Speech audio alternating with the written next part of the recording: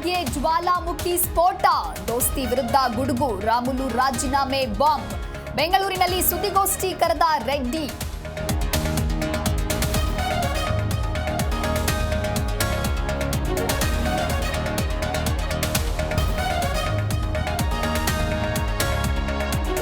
ಅವರು ಯಾರು ನಮ್ಮ ಪಾರ್ಟಿಯ ವಿಚಾರ ಮಾತನಾಡೋದಕ್ಕೆ? ಅವರು ಎಲ್ಲಿದ್ದಾರೆ ಆ ವಿಚಾರಗಳ ಬಗ್ಗೆ ಮಾತನಾಡಲಿ. ಎಂಎಲ್ಸಿ ವಿಶ್ವನಾಥ್ಗೆ ದಿನೇಶ್ ಗುಂಡೂರಾವ್ ಕೌಂಟರ್.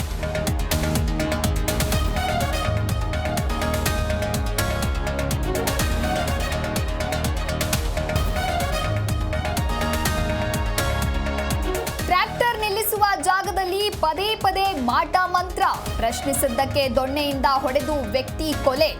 ಆನೇಕಲ್ ತಾಲೂಕಿನ ದೊಡ್ಡ ಹಾಗಡಿಯಲ್ಲಿ ಘಟನೆ.